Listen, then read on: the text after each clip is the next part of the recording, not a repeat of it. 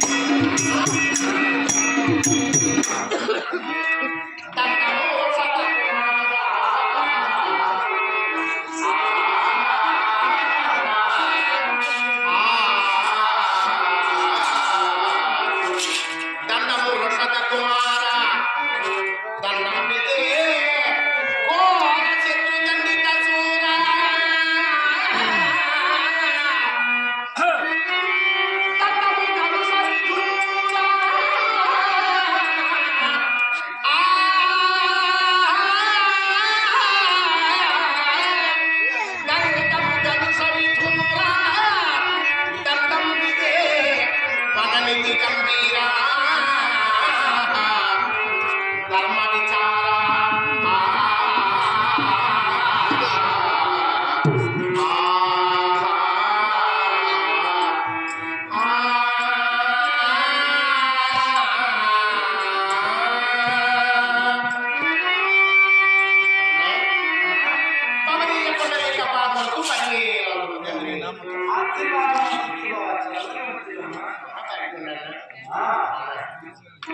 आपको एक लाख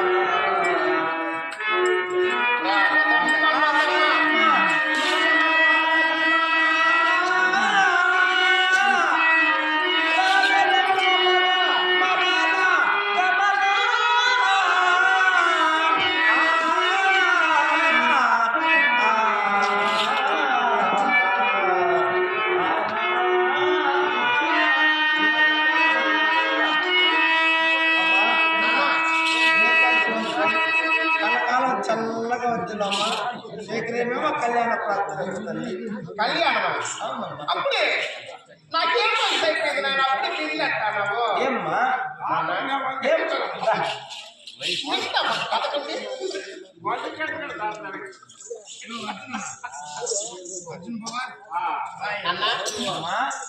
చెలియామణులతో నేను ఆట్లాడుకుంటూ చాలా సంతోషంగా ఉండేటటువంటి సమయంలో ఉద్యానవనంలో సరాసరి సేవకులు వారు వచ్చేసి అమ్మా మీ నాన్నగారు రమ్మన్నారు అన్నారు. అవును, ఏ కార్యార్థం అనుకున్నాను, మరి అడగాలి కదా ఒక మాట.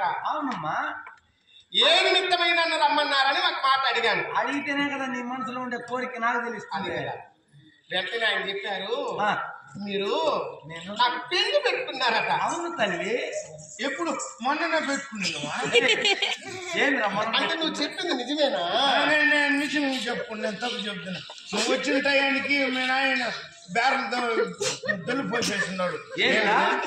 కాఫీ కాఫీ తెమ్మని చెప్పి పెళ్లికి ముందే తాగానమ్మా. నాకు పెళ్లి. అవును నాన్న, అమ్మా నాకు పెళ్లి.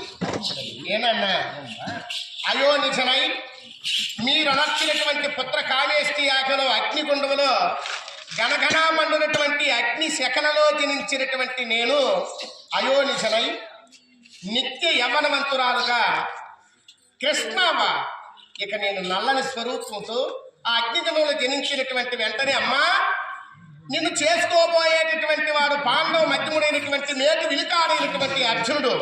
అర్జునుడికి నీకు ఇచ్చి వివాహం చేస్తున్నాను.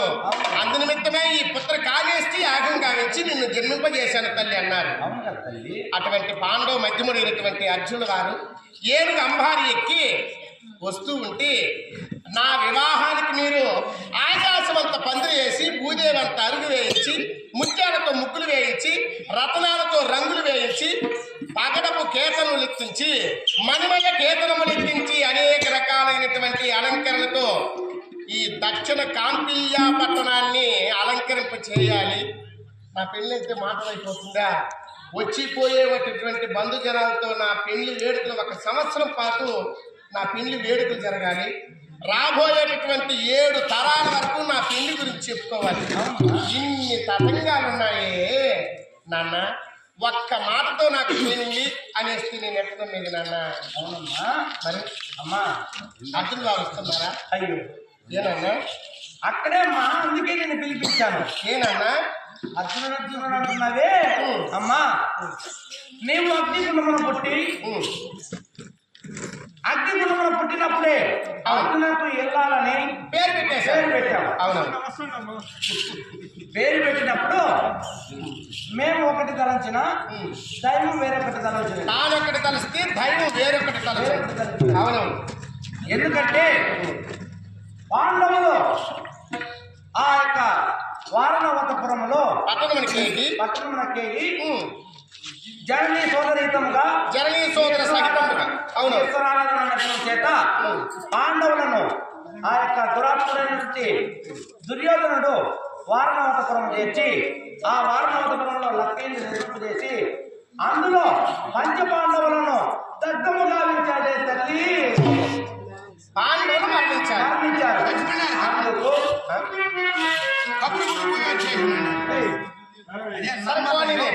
మీరు అన్నట్లుగా పాండవులు మరణించారు అనుకో నా జన్మకు కారణమే అర్జునుడు కదా అటువంటి నా జన్మకారకుడైనటువంటి అర్జునుడే లేని ఎడల నన్ను ఎవరికి వివాహం చేయాలనుకున్నారు నాన్న కురుదేశానికి రారాజు 56 దేశములకు జగత్ చక్రవర్తి ఏక చక్రాధిపతి సుయోధన సర్వనకు నిన్నిచ్చి వివాహం కారణపదాలించింది అనుకున్నాను అందులకు నీ మనోభావం తెలుసుకున్నట్టుకై ఈ చోటికి పిలిపించింది తల్లి.